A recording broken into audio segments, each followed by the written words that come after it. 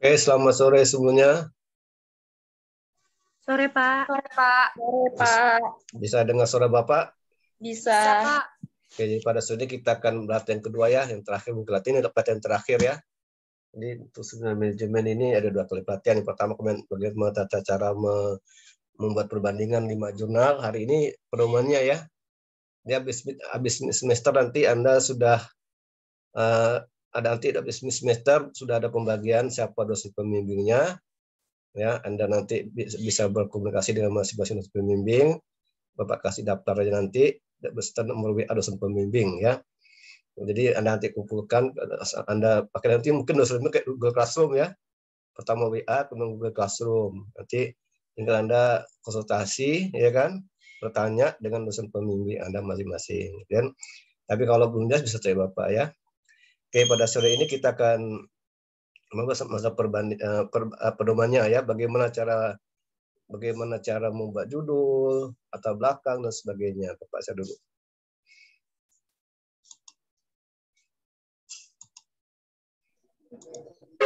Nampak kan ini kan? Nampak kan? Nampak ya kan? Nampak, Pak. Nah, oke ya. Jadi ini cara membuat panduan jurnal ya. Pertama, bahasa yang digunakan dalam artikel ya. Naskah asli harus dalam berdasarkan template ini dan tulis dengan menggunakan bahasa Indonesia. Jadi dan bahasa Inggris ya. Jadi kalau jurnal itu abstraknya itu bahasa Indonesia dan bahasa Inggris ya, harus ada. Jadi jurnal itu bisa bahasa Indonesia, bisa bahasa Inggris. Kalau bahasa Inggris itu kan jurnal internasional, kalau jurnal nasional itu bahasa Indonesia. Itu ya. Nanti Anda dalam mereview ini ya, dalam Anda mereview kayak gini nanti. Jenis huruf yang digunakan dalam jurnal itu ada Times New Roman 12 ya. 12 kecuali judul artikel dengan 1 spasi untuk abstrak dan 1,15 spasi untuk isi. Jadi kalau jurnal itu isinya spasi 1,15 ya, bukan 2, tapi 1,15. Nanti Anda juga bisa review nih dari segi bahasa yang digunakan dalam artikel, kemudian jenis hurufnya bisa direview, isi artikelnya ya. Isi artikel ditulis dalam format halaman 2 kolom. Jurnal 2 kolom ya. Ingat tuh, isi artikel di dalam format halaman 2 kolom kecuali untuk tabel. Tabel 1 kolom, tidak boleh 2 kolom ya, paham? Jadi kalau isi artikel itu tulisan dalam format halaman 2 kolom. Tahu enggak halaman 2 kolom? Tahu enggak? 1 halaman tapi 2 kolom gitu, tahu kan? Pernah lihat enggak jurnal dengan halaman 2 kolom? Pernah lihat? Ya, itu jurnal. Pernah lihat enggak? Pernah, Pak. Pernah ya. Nah, Coach tabel ya, tabel tidak pernah tabel. Jurnal yang satu kertas dua baik itu Pak. 2 kolom, ada tengah-tengah ada garis itu, garis vertikal. Paham kan? Ada garis tengah tuh. 2 kolom. Tuh kolom enggak? Tahu kolom apa beda kolom dan baris? Tahu enggak? Tahu, Pernah, Pak. kolom itu tahu kan? Yang udah tahu kolom. Pernah kan atau Excel kan? Excel ada kolom, ada baris. Mana baris, mana kolom. Kan? Nah, kalau isi artikel itu dalam halaman 2 kolom berarti 2 kolom bagi 2, 1 halaman bagi 2 gitu kan. Tengah-tengahnya ada garis kan, vertikal kan. Nah itu. Tapi kalau tabel 1 kolom ya, enggak 2 kolom, paham enggak? Tabel itu 1 kolom. Gambar 1 kolom, ya skema 1 kolom. Jumlah halaman maksimal 12 halaman. Jadi jurnal itu maksimal 12 halaman ya. Tidak boleh lebih. Nah, kalau nanti Anda bisa review, Anda hitung berapa, Anda baca jurnal ya. Berapa halaman jurnal itu? Anda bandingkan. Jurnal 1 12 halaman berarti sudah pedoman kan. Jurnal 2 14 halaman berarti tidak sesuai dengan pedoman itu kan. Nah, jadi jumlah halaman ini jumlah halaman jurnal itu maksimal 12 halaman. Termasuk halaman judul ya. Termasuk halaman judul. 12 halaman termasuk judul ya. Halaman judul termasuk. Nah, jadi tidak boleh lebih dari 12 halaman jurnal itu kan. Ini ada standarnya. Jumlah halaman maksimal 12 halaman termasuk halaman judul. Naskah artikel harus ditulis dengan ukuran kertas A4. Ya, artikel A4 kalau yang buat jurnal ya. Naskah artikel harus ditulis dengan ukuran A4 dengan margin atas dan kiri 1,18 serta margin bawah dan kanan 0,89 dan dalam format 2 kolom. Jarak antara kolom itu 0,37. Ada di jaraknya. Nanti udah Bapak share nih. Ini kan di grup kan. Ini baca aja ya. Nah, ini dalam bahasa ini aturannya ya. Kan judul artikel. Nah, bagaimana judul artikel ya? Setiap jurnal ilmiah harus mempunyai judul yang jelas, ya. Kalau Anda ambil jurnal tidak ada judul, bukan tidak bagus jurnal ya. Setiap jurnal itu harus ada judul, ya. Paham enggak? Setiap jurnal harus ada judul, judulnya harus jelas. Dengan baca judul akan memudahkan pembaca mengetahui inti judul tanpa harus membaca keseluruhannya dari judul tersebut. Misalnya judul laporan lab biologi dengan judul seperti ini, maka tidak ada pembaca yang paham, ya kan? Tidak membacanya. Apa judulnya? Laporan lab biologi. Nah, kan tidak paham kan pembaca, sehingga pembaca tidak berminat untuk membacanya karena tidak menggambarkan isi jurnal. Contoh judul yang jelas adalah pengaruh cahaya dan suhu terhadap pertumbuhan populasi bakteri Escherichia coli. Jadi ini sudah sedikit banyak melakukan isi jurnal-jurnal, kan? Berikut ini dijelaskan kriteria penulisan judul yang baik dalam jurnal. Pertama, judul artikel ditulis dalam bahasa Indonesia yang baik dan benar. Nah, ya, judul artikel ditulis dalam bahasa Indonesia yang baik dan benar. Dua, nama penulis tidak perlu cantumkan gelar akademiknya ya. Tidak perlu cantumkan misalnya si Ali SE tidak boleh. Ali ya Ali gitu ya. Tidak boleh Ali SH, tidak boleh, salah tuh ya. Ini nama penulis dalam jurnal tidak perlu dicantumkan ya. Gelar akademik tidak perlu. Misalnya Pak Adi Musalin ya, ada SEMM tidak ada ya. Tidak ada SSM tidak ada SEMM tidak ada ya. Tidak ada SEMM tidak ada ya. Judul, jarak antara judul dan nama itu ada spasi ya. Jarak antara judul dan nama penulis ada spasi. Nanti ada lihat tuh jurnal itu jaraknya gimana, bagaimana nama penulisnya, bagaimana alamat institusinya ya. Alamat institusi dan email penulis ditulis di rata tengah ya, rata tengah.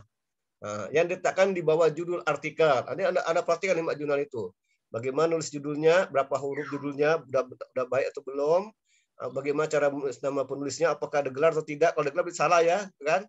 Bagaimana alamat institusinya dan email penulis, apakah ditulis data tengah atau tidak, ya kan? Apakah baju atau tidak. Nah, itu yang diperhatikan. Nah, ini pedoman ini ya, perhatikan. Jarak antara judul dan nama penulis adalah 2 spasi. Jarak antar alamat dengan email 1 spasi. Ingat Anda baca downloadnya baca ya. Jarak antara email dengan judul abstrak masing-masing 2 spasi. Antara email dan abstrak judul abstrak ya 2 spasi. Ini aturan dalam jurnal. Penulis korespondensi atau penulis penanggung jawab harus diletakkan di penulis pertama ya. Jadi kalau Anda baca jurnal ada 3 penulis. Penulis pertama itu adalah penulis penanggung jawab. Nah, itu ya. Jadi penulis yang pertama, kayak gitu kan. Kemudian ditanda dengan tanda bintang kecil itu ya. Kemudian diikuti tanda koma seperti yang tertera pada contoh di atas, kan gitu.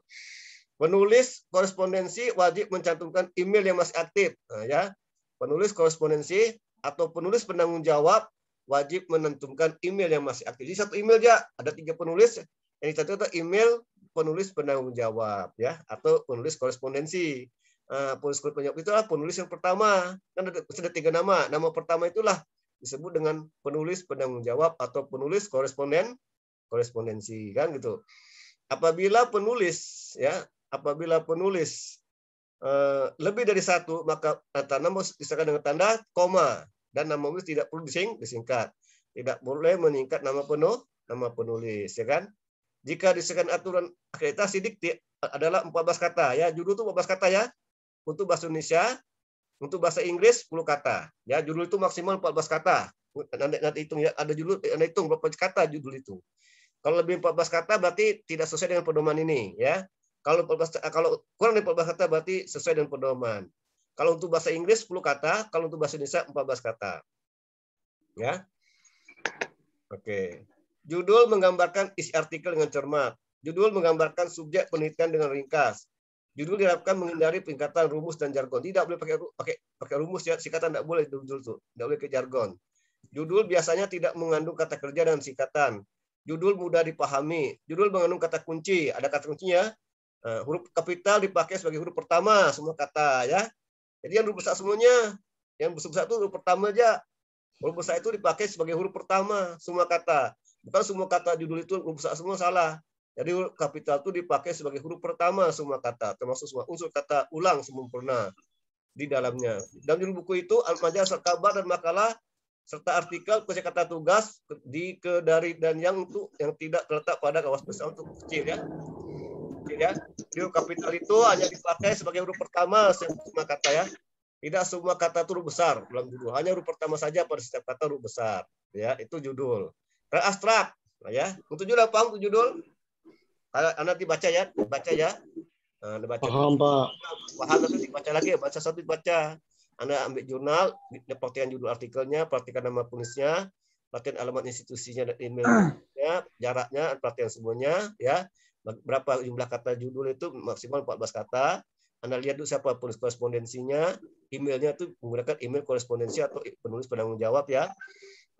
Bagaimana penulisan huruf kapital dalam judul ya. Huruf kapital itu aja kata pertama saja, itu kan. Nah, abstrak. Abstrak berbeda dengan ringkasan. Bagian abstrak itu dalam jurnal ilmiah berfungsi untuk mencerna secara singkat isi jurnal. Abstrak di sini dimaksudkan untuk menjadi penjelas tanpa mengacu pada jurnal. Dan abstrak ini harus menyajikan sekitar 250 kata, yang maksimal 250 kata, ya. Jadi abstrak itu mengandung 250 kata maksimal, ya, yang merangkum tujuan, asal tujuan, metode, hasil dan kesimpulan, ya. Jangan gunakan singkatan atau kutipan dalam abstrak, nggak boleh. Pada abstrak harus dapat berdiri sendiri tanpa catatan kaki. Abstrak ini biasanya ditulis terakhir.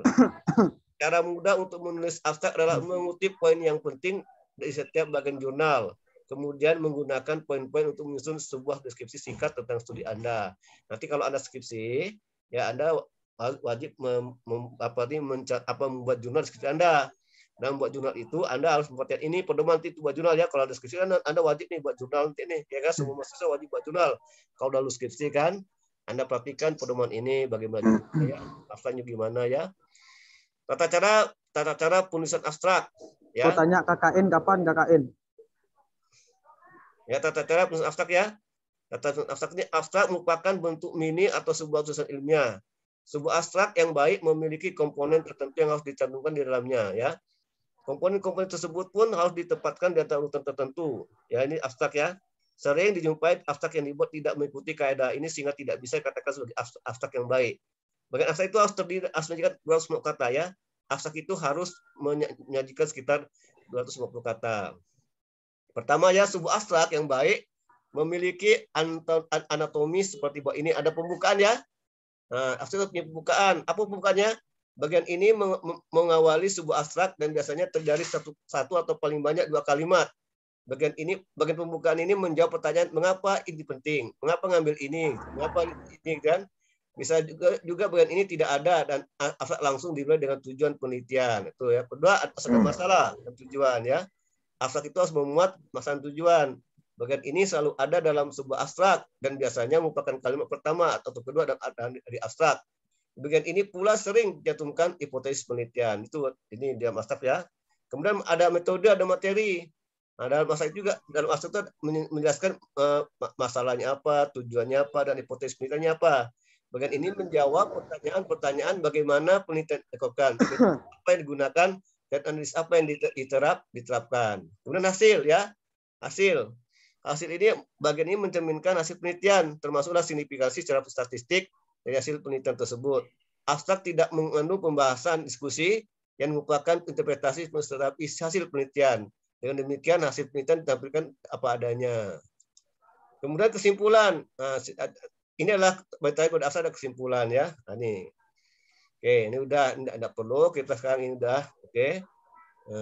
Kemudian penulisan kata atau istilah asing ya, serta pembuatan tabel ya. Penulisan kata atau istilah asing serta pembuatan tabel dan gambar.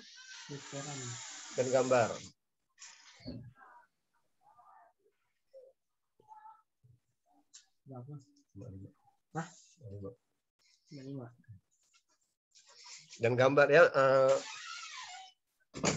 Penulisan kata-kata istilah asing itu menggunakan miring ya, italik miring. Tabel, gambar, skema wajib diberi judul ya. Kalau buat tabel harus ada judulnya, gambar ada judulnya, skema ada judulnya, sedangkan juga harus ada judulnya ya. Judul tabel diberikan nomor angka Arab yang diikuti dengan judul tabel dan diletakkan di atas tabel dan tengah atau center ya. Ini tabel ya. Tabel tidak perlu menggunakan garis vertikal. Tabel tidak perlu. Kantuk bodoh-bodoh budak nih. Ya. Tabel tidak perlu menggunakan garis vertikal, sedangkan garis horizontal digunakan untuk memisahkan baris judul kolom dengan isi tabel dan pada akhir tabel. Nah, ini tata cara membuat tabel ya dalam penelitian. Nah, pertama, penulisan kata-kata asing, menggunakan huruf miring. Yang kedua, tabel gambar skema atau diagram wajib diletak judul. Judul tabel diberikan nomor angka Arab yang diikuti dengan judul tabel dan diletakkan di atas tabel dan tengah ya. Tabel tidak perlu menggunakan garis vertikal, sedangkan garis horizontal digunakan untuk memisahkan baris judul. Oh, magang atau KKN, Tong? Akhir pada tabel. Coba jangan bicara ya. Kalau mau ikut pelatihan yang bicara, kalau bicara bagus keluar aja. Ini nggak ganggu Bapak nerangkan ya. Dengar sini kok ngomong itu. Itu untuk apa Anda ngomong kalau Bapak ngomong enggak ya? Enggak paham nanti. Enggak lulus seminar, enggak deskripsi. Ya, paham enggak tuh?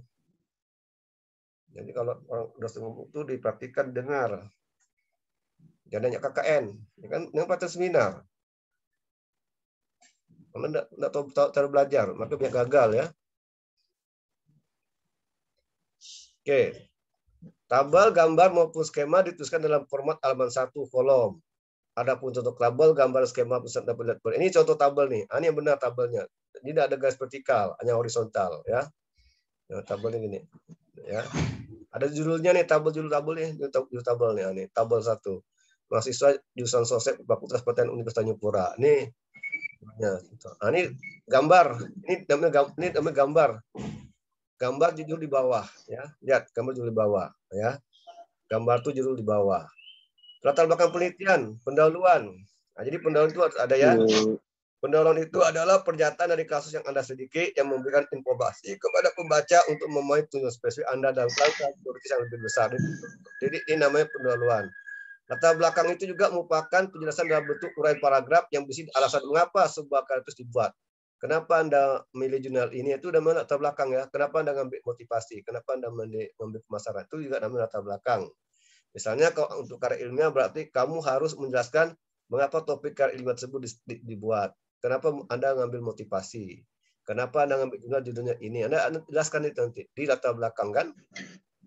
Nah, kalau proposal penelitian mengulas alasan mengapa penelitian tersebut harus diadakan. Dengan adanya latar belakang, pembaca jadi tahu apa yang tidak disampaikan dalam karya ilmiah tersebut. Guna mendukung proses karya ilmiah yang kompeten, maka latar belakang yang baik harus disusun dengan detail. Dan kalau bisa sesuai dengan data atau fakta yang mendukung, gitu ya. Ada fakta, ada data, ada gitu. Nah, itu kalau di latar belakang di jurnal itu tidak ada fakta, data apa itu tidak punya fakta, tidak punya fakta yang mendukung, gitu kan? Hanya berupa narasi. Latar belakang bisa juga berupa perbandingan dan penyempurnaan untuk riset tentang topik yang serupa sebelumnya. Nah, ini masalah ya. Bagaimana cara menyusun masalah ya? Bagaimana cara menyusun masalah? Rumusan masalah yang berkualitas memiliki beberapa karakteristik. Pertama spesifik, ya kan? Ada unsur kebaruan, keaslian, menarik perhatian, relevansi dan permasalahan. Itu masalah ya. Nah, ini dia yang pertama spesifik, artinya langsung pada intinya atau straight to the point. Kan jangan panjang masalah itu ya. Ada unsur kebaruan, keaslian, memiliki referensi terhadap bahasa dalam kuantitas dunia kan. Nah, ini dia. Beberapa langkah praktis menyusun masalah. Pertama, tulislah satu kalimat atau paragraf pengantar rumusan masalah sebelum pembaca sampai pada bagian rumusan masalah. Rumusan masalah atau pertanyaan penelitian dapat dalam bentuk pertanyaan atau paragraf atau bagian dari paragraf. Dalam penelitian sosial, rumusan masalah itu tidak selalu, namun sering ditulis dengan menyiapkan hubungan atau parabel. Misalnya hubungan antar nikah dengan tingkat pendidikan di Kabupaten Gunung Kidul. Contoh. Jadi masalah itu pada umumnya ditulis dalam bentuk pertanyaan ya. Masalah itu pada umumnya dalam bentuk pertanyaan. Ya, dalam bentuk pertanyaan itu umum masalah ya. Itu paham enggak? Ya, jadi masalah itu dirumuskan dalam bentuk pertanyaan. Nah, ya. Ya, masalah atau pertanyaan penelitian ya. Ya. Kemudian kajian pustaka. Ya, kajian pustaka sudah tahu ya, penjelasan teori. Ya, jadi pertama bagaimana cara menuliskan landasan teori ya. Tambahkan semua nama teori yang diambil ya. Tuliskan tempat dan tanggal, sertakan uraian ilmiah dan landasan teori. Teori yang diambil hendaknya berhubungan dengan topik yang sedang dibahas. Teori ya. Namanya kajian pustaka. Kalau motivasi apa teorinya? Motivasi kan. Kalau kinerja apa teorinya? Kinerja gitu kan. Nah, itu pustaka. Kalau kerangka pikir itu berpikir itu berdasarkan pada tinjauan pustaka dan contoh hasil penelitian yang relevan dan terkait. Kerangka pikir itu biasanya sebagai satu argumentasi dalam merumuskan hipotesis. Jadi kerangka pikir itu untuk hipotesis ya, gambar ya, gambar. Ini hipotesis nih. Ini hipotesis ya. Hipotesis penyataan tentang jelasnya terhadap variabel. Hipotesis mengandung implikasi-implikasi yang jelas untuk perjanjian untuk pengujian hubungan-hubungan yang tersebut. Nah, ini metode penelitian. Ya, metode penelitian sudah tahu kan ada ini metode penelitian atau metode penelitian itu digunakan termasuk metode pengumpulan data, populasi dan sampel, ya, penelitian dan sebagainya, waktu dan penelitian, dan sebagainya. Ini metode penelitian, ada desain penelitian, ada operasi probable penelitian, ada jenis dan sumber data, ada penelitian data, ada metode pengambilan sampel, ada penelitian dan ada metode analisis. Baru nanti hasil pembahasan, nah, ya, ada pembahasan. Kemudian ada nanti hasilnya ada Anda baca sendiri ya, ada baca ya. Kemudian baru ada kesimpulan. Ini dia ada daftar pustaka, ya. Daftar pustaka. Nanti Anda baca semua tuh ya. Anda baca semuanya ya. Anda baca ya apa Anda baca panduannya itu ya. Nanti Anda kan semua masukkan di manuskripsi kan. Pasti dalam skripsi nanti dari skripsi Anda harus menulis jurnal. Anda harus paham bagaimana menulis jurnal. Nah, itu tadi yang tadi Bapak jelaskan itu jurnal ya. Anda print itu, simpan. Nanti dalam menulis jurnal itu Anda sudah paham bagaimana menulis judul, bagaimana membuat abstrak, apa itu latar belakang penelitian, apa itu pendahuluan, apa itu masalah kan, apa itu tujuan penelitian, apa itu manfaat penelitian, apa itu kajian pustaka, apa itu kerangka berpikir, apa itu hipotesis, apa itu metode penelitian, aja kan, apa itu desain penelitian, apa itu populasi, apa itu sampel, apa itu metode data dan sebagainya. Nah, pilihlah hasil penelitian dan kesimpulan dan daftar pustaka. Nah, ya, tuh. Jadi nanti itu Anda udah latih kan? Jadi nanti Bapak tanya apakah Anda sudah bayar semua seminar nih? Sudah ya? Pak. Sudah dapat buku panduan kan? Udah. Itu ya Bu Belum bayar, Pak. Yang Anda dapat itu skripsinya bukan untuk ini. Kalau jurnalnya ini panduan yang Bapak tadi yang Bapak yang Bapak tampilkan di sini itu panduan untuk jurnal nanti perbandingan ya. Tapi yang Anda dapat dari Pak Ilman itu merupakan untuk skripsi, untuk nyusun skripsi, ya bukan untuk yang ini ya, paham enggak? Yang perbandingan jurnal ini itu bukan itu. Yang ini tadi yang Bapak saya itu adalah untuk ini jurnal ya, untuk perbandingan 5 jurnal. Jadi waktu Anda membandingkan 5 jurnal itu lihat panduan ini yang Bapak jelaskan tadi ini. Dari judul sampai ke penulisnya sampai lengkap itu sampai ke daftar pustaka. Ikuti baca itu kan. Anda perhatikan judul jurnal itu. Apakah sesuai dengan panduan tidak judul jurnal itu? Berapa jumlah kata judul itu sebut, ya kan? Nah, dihitung dulu katanya. Oh, rupanya jurnal 1 ini ada 15 kata. Berarti tidak sesuai dengan standar, tidak sesuai dengan pedoman kan? Oh, jurnal 2 ini 12 kata, berarti sesuai dengan pedoman kan gitu. Karena dalam bahasa Indonesia itu maksimal jumlah kata itu 14 dalam bahasa Indonesia. Kalau bahasa Inggris 10 kata gitu kan. Nah, itu contohnya. Bagaimana tulisan nama penulis? Kalau ada 3 nama, nama pertama itu sebut apa? Itu disebut nama apa? Korespondensi kan, penulis korespondensi gitu kan, atau penulis bertanggung jawab.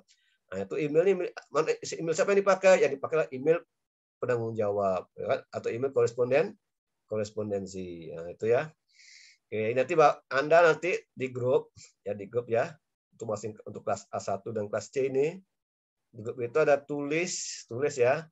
Satu misalnya nama Anda, name, minat Anda, judul jurnal yang Anda judul penelitian Anda ambil apa kan? Ya, judul penelitian sudah Anda ambil, yang kedua sudah daftar dengan Pak Ilman itu ya. Nah, gitu ya. Paham enggak?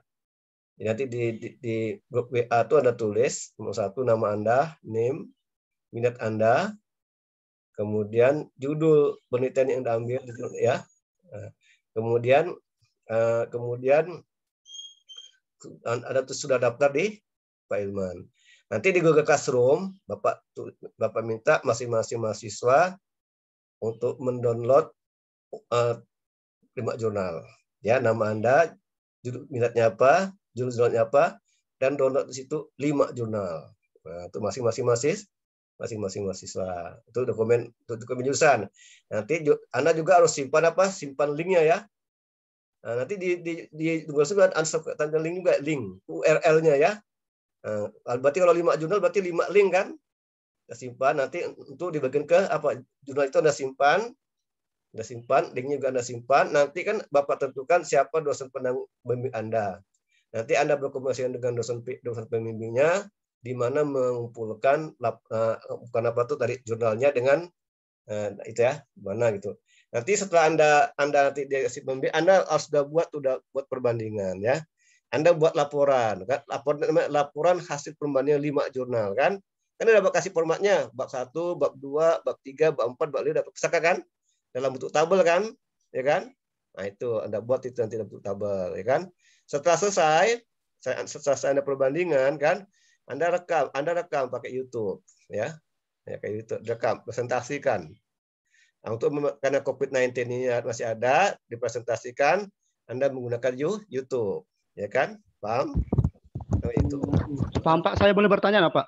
Boleh, silakan. Pak, tadi kan Bapak bilang uploadkan jurnal, kelima jurnal sama linknya di GC ya Pak ya? Google Classroom. Itu batas terakhir pengiriman ini kapan Pak? Nah, kan Bapak udah bilang tadi, kalau sudah ada dosen pembimbingnya kan? Ya Pak. Nah, kan kalau Bapak udah umumkan dosen pembimbingnya, nanti Anda itu sih dengan jurusan sih kalau bisa sebelum Meet. Oh, berarti sebelum Meet ya Pak ya? Ya, sebelum Meet itu ke Bapak tuh. Nanti ke dosen pembimbing itu setelah Meet biasanya itu kan. Setelah Meet. Nah, gitu. Ya, baik Pak. itu data. Pak, saya mau tanya Pak. Silakan. Pak, untuk yang nomor Arab tuh itu dipakai untuk tabel penelitian nggak Pak? Misalnya tabel 1, tabel 2, tapi nomor tabelnya tuh dipakai dengan huruf Arab gitu Pak. Anda kan udah buat tabel. Anda kan semua membandingkan jurnal ya nanti nih. Ya kan? Anda pelatihan waktu itu buat tabel gimana? Udah benar belum tabelnya? Anda kan cuma membedah gitu kan, tidak membuat tabel. Paham enggak? Itu nanti kalau Anda sudah skripsi selesai kan, baru Anda buat tabel kan. Tapi untuk sekarang ini kan Anda cuma membandingkan jurnal. Anda enggak ke lapangan kan? Nanti waktu Anda baca jurnal 1 ada tabel situ, Anda perhatikan di buku tadi sudah benar membuat tabelnya nih penulis nih. Gitu. Anda kalau salah bilang salah, kenapa salah? Anda bandingkan. Oh, jurnal 1 masih salah, jurnal 2 tabelnya salah kenapa? Kalau jurnal 2 ada benar gitu kan. Pilih alasan gitu kan. Itu kan membandingkan. Pasti nanti waktu Anda baca jurnal ada tabel-tabel yang gunakan kalau kan. Anda bedah tuh. Anda membedahnya berdasarkan informasi tadi itu. Nah, bagaimana judulnya? Udah oke pun judulnya nih, ya kan? Udah saya buku pedoman tidak judulnya berapa kata judulnya ini judul pertama, judul kedua tuh berapa kata, judul ketiga tuh berapa kata gitu. Nah kan menurut pedoman jumlah bahasa Indonesia itu 14 kata maksimal kan, tidak boleh lebih kan. Dan bahasa Inggris 10 kata. Nah, itu jadi itu Anda nanti ada tabel, ada nilai itu udah benar tabelnya menurut pedoman yang ini gitu, bukan Anda membuat tabel kan. Oh, berarti kita cuma ngoreksi tabelnya aja Kak Pak. Gimana? Ya, mengoreksi, menilai tabel penulis terima jurnal itu kan. Kalau ada tabel ya, dari judul, abstrak sampai latar belakang sampai kesimpulan kan, ada pusaka kan kemarin kan, membandingkan kan apa persamaannya, apa perbedaannya kan gitu kan. Iya. Jadi bukan Anda buat tabel. Itu kalau Anda buat tabel ke lapangan namanya. Anda cuma membedah artikel orang lain, dinilai. Nah, cara menilai apa? Ini untuk menilai artikel orang lain ini pakai ini tadi yang Bapak share ini. Nanti Bapak share di grup ya. Ini Bapak saya menilai gini dari judul, abstrak sampai penawaran terbelakang, bab itu ada semua ada kan, sampai ke pustaka. Maka harus dibaca. Jadi semuanya ini kuncinya Anda rajin membaca ya. Kalau malas baca susah ya. Harus rajin membaca. Nanti harus rajin membaca kan. Harus membaca ya. Oke, ada lagi pertanyaan? Pak, saya mau tanya. Silakan. Kan ada Bapak kirim format itu perbandingan jurnal. Kami buat jurnalnya seperti itu ya, Pak? Iya. Cara mengerjakan seperti itu. Cara mengerjakan seperti itu. Cara buat laporan pakai tabel seperti itu, betul. Iya. Berarti kan Bapak suruh kami buat 5 jurnal ya. Berarti ya, kami betul. nambah tabelnya tuh 2 lagi. Ya, betul. 2 kolom lagi tambah ya. Oke, terima kasih Pak. Yang sama. Jadi Anda setelah ada rekam ya, Anda buat PowerPoint, Anda apa presentasinya ke YouTube berarti ya. Yang dosen itu. Oke, apa siapa lagi mau tanya? Silakan. Silakan, siapa lagi mau tanya? Udah jelas semuanya? Jadi kuncinya, pesannya kuncinya nih, kunci untuk sukses ini dalam seminar ini apa? kita membandingkan dengan COVID ya. Anda itu harus membaca semua jurnal. 5 jurnal baca semuanya ya. Jangan dibaca. Kalau Anda nak baca nanti tidak bisa membandingkan. Untuk membandingkan itu Anda harus baca semuanya, ya kan? Baca 5 jurnal itu, baca buku pedoman yang Bapak kasih nanti ini kan, baca semuanya itu, dibaca semuanya. Kalau tidak baca, mana bisa membandingkan? Anda tidak perlu turun ke lapangan, tidak perlu cari data, tidak perlu Anda cek ke lapangan pesan, tidak perlu cek data, tidak perlu turun ke lapangan. Anda cukup membaca 5 jurnal, Anda bandingkan, buat laporan seperti yang kemarin Bapak jelaskan, pakai tabel kan, jurnal 1, jurnal 2, jurnal 3, jurnal 4, jurnal 5, ya kan? Tapi tambah 2 tabel, berarti 3 tabel kan? Kemudian 3 jurnal, tambah lagi 2 kolom, sebanyak 5 jurnal, gitu kan? Nah, yang kita tanyakan itu ya, itu kuncinya. Dan jangan ditunda-tunda ya. Bodes kan nggak boleh. Nanti kan Anda coba-coba dulu kan. Setelah nanti Anda dosen pemilih, Anda bisa bertanya, bisa konsultasi gitu kan, dan sebagainya. Ada itu perintah regional. Nanti mungkin Anda ada setiap 10 orang itu 1 dosen pembimbing ya. Misalnya kelas A1 ada berapa? 40 mahasiswa, berarti ada 4 pembimbing, 10. Seharusnya itu 10 mungkin kan rame nih. Ada A1, ada A2, ada A3. Dan Bapak mungkin kelas A1 kena, A2 enggak kena. Nah gitu. Jadi kan satu dosen bisa 10 orang. Kan kalau 40 berarti 4 dosen, kelas A1 umpamanya. Kalau A2 begitu enggak 4 dosen kan? Nah, gitu. Jadi dosen ekonomi ada 12, ada 13. Bagilah tuh, ya kan? Dan sebagainya. Paham? Ya. Jadi tidak keahlian, karena ini kan seminar. Jadi acak dosennya nanti. Bisa nanti yang walaupun SDM bisa gak Pak Maulana, bisa gak Pak Adi, bisa gak Bu Dina, bisa gak Pak Nayon ya. Nah, bisa gak semua dosen tuh udah harus siap untuk semua mata kuliah gitu, semua konsultasi. Semua dosen wajib paham semua mata konsultasi. Tidak dia enak membaginya gitu ya. Seminar ini kan nanti dikumpulkan pada sebelum ujian akhir kan. Jadi laporan Anda tuh nanti dikumpulkan sebelum ujian akhir. Laporan apa? Perbandingan sebelum ujian akhir. Nanti Anda serahkan ke dosen pembimbing, nanti akan menilai Anda. Nanti dosen pembimbing akan menonton YouTube Anda. Paham ya? Dosen pembimbing akan menonton YouTube Anda dengan membaca laporan Anda. Laporan Anda tidak perlu pakai fisik. Laporan Anda cukup dikirim ke PA, ke pembimbing ya. Filenya. Ya, laporan Anda cukup ke pembimbing. Nanti juga ke jurusan di Google Classroom jurusan kan? Ini enggak perlu pakai print gitu ya. Paham enggak? Nanti justru di-print ke nanti ada juga ada Google Classroom-nya. Nanti kumpul ke Pak Ilman, di Google Classroom Pak Ilman apa laporan Anda kan? Oke kan gitu, beserta linknya ya. Paham kan? Jadi nanti dosen itu akan menonton YouTube Anda. Bagaimana presentasinya, bagaimana laporannya. Jadi semua dalam soft copy ya. Tidak perlu di-print. Kan karena daerah COVID susah kan, bukan ada ke Pontianak itu kan, itu anda kirim kopinya profile kan, nama itu. Jangan tidak buat ya, jangan tidak buat, karena ini menentukan nasib Anda babak berikutnya. Kalau Anda tidak ada seminar, Anda tidak bisa skripsi, itu intinya. Jangan main-main gitu, ada serius ini. Ini kan kalau seminar kan apa nih? Nasib Anda nanti ke depan kan, gitu kan. Nah sebenarnya kan tidak setiap semester ada kan gitu. Jadi Anda harus hati-hati, kerjakan semuanya, ya kan. Ya mudah kok sebenarnya sekarang ini. Anda apa judul Anda, cari jurnal, terus Anda buat perbandingan, lapor pakai sudah gitu ya kan. Kalau penelitian berat tuh ya, kalau ke perusahaan buat lagi tuh, ke perusahaan lagi, data lagi kan. Satu apa, buat apa, nanti polisi lagi dengan dosen pembimbing, kan gitu. Tapi ini COVID-19 ini membawa berkah bagi Anda. Ini kan? Ya karena dia ada COVID-19 cuma membandingkan ya kan. Tidak ke lapangan. Mana perusahaan mau menerima kan COVID. Ada tidak perusahaan mau menerima Anda penelitian kalau di era COVID-19 ini? Susah kan? Yang dapat enak, yang dapat nanti ngeluh. Kan dapat Pak. Dapat perusahaan Pak. Jadi nah, kalau ini kan cuma hanya cari jurnal di Google aja kan, cari di Google aja. Kalau sampai nanti ada bermasalah, Bapak tidak bertanggung jawab urusan Bapak lagi. Ya nanti kalau masuk ke jurusan, Bapak udah tahu dari sekarang ini, dari sekarang itu jangan ditunda-tunda, langsung cari. Ya kan, kalau udah cari, nanti kalau udah 70 baru kasihkan, gitu kan? Nanti kalau Bapak nanti dan juga aktif di Google Classroom ya. Kan udah Bapak buat Google Classroom kan? Tuh, ada di Google Classroom, ada kan? Udah dapat di Google Classroom juga kan? Ya, Pak. Ada, Pak. Ya, nanti Pak. ya. Silakan. Saya boleh bertanya nggak, Pak? Boleh lah, silakan. Tadi kan Bapak bilang link videonya menggunakan YouTube ya, Pak ya? Ya. Berarti setiap dosen pembimbing itu kita menggunakan YouTube ya, Pak ya? Atau kita videokan habis itu kita upload ke YouTube, nanti Iya. kita Kirim. upload ke GC gitu ya, Pak ya? Ya.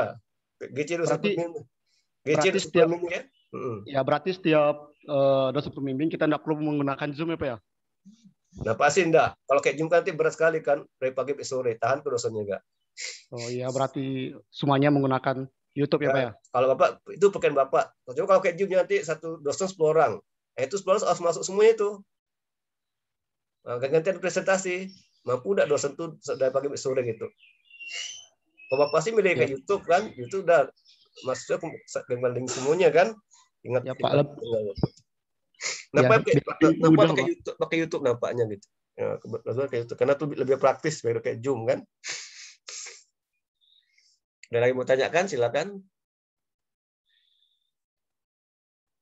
Nggak paham belum? Saya tanyakan yang malu-malu. Jadi tugas Anda hari ini apa? Habis ini. Coba. Tugas Anda hari ini apa? Mau ibadah, Pak? Bukan. Kan Bapak udah nangka itu hati itu lain lagi. Kan Bapak kan tentang kuliah nih. Tugas Anda apa hari ini apa? Tugas Anda sekarang. Tadi pada bilang dah kan Pak udah lupa dah ya. Membuat jurnal, Pak. Jurnal, Pak. Gimana? Kemudian menerima jurnal. Buat jurnal, Pak. Itu jurnal sudah bisa dicari ya. Tulis nama Anda terus Sudah bayar. itu ada Pak. Itu udah lupa dah kan? Ah itu udah ada lupa dah. Malah mau kasih tahu udah lupa dah. Kan? NIM. Iyalah nama, NIM, minat, judul, 5 jurnal. Judul penelitian kan, judul penelitian terus 5 jurnalnya apa kan nanti di GC. Kalau di WA enggak perlu. Di WA cuma nama, NIM, judul dengan itu aja. Terus sudah daftar Pak Ilman. Berarti udah bayar kan? Nah, itu. Udah, Pak. Nah, nanti di GC gitu enggak? Kalau GC uploadnya kan, upload jurnalnya ya kan? Dengan Ya, link sumbernya gitu kan? dengan link YouTube, Pak. Iya, itu Bapak tanya itu. Udah lupa dah. Ada yang mau ibadah lah, ada yang mau apa lah, kan aja itu. Bapak nanyakannya itu tentang pelatihan ini kan? Kan udah lupa, berarti harus ini konsentrasi kan? Paham kan? Nah, berarti habis ini Anda di WA tuh lakukan ya. Coba Pak pintar lagi tulis ya. Otomatis ya. Setelah selesai acara ini, Anda langsung tulis. 1, urutan ya. 2, ya kan? 3 ya. Paham enggak ya? Nanti udah Bapak tentukan siapa. Bapak nanti tentukan siapa dosen pembimbing Anda. Semoga nanti minggu depan udah tahu siapa dosen pembimbing Anda ya. Oke ya? Udah jelas? Jelas? Jelas, Pak. Tidak ditanyakan lagi? Ada yang tanya lagi enggak? Sudah, Pak. Sudah ya.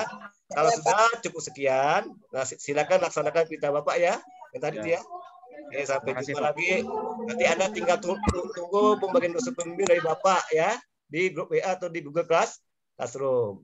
Semoga minggu depan sudah tahu siapa dosen pembimbing Anda semuanya ya. Oke, sampai jumpa lagi. Semoga sukses semuanya, lulus semuanya, karena bisa sukses, bisa menulis skripsi. Amin, Pak. Amin. Amin. Amin ya rabbal alamin. Makasih, Pak. Oke, sama-sama. Sampai jumpa lagi. Thank you. You, Pak. Ya, sama-sama. Terima kasih, Pak. Sama-sama.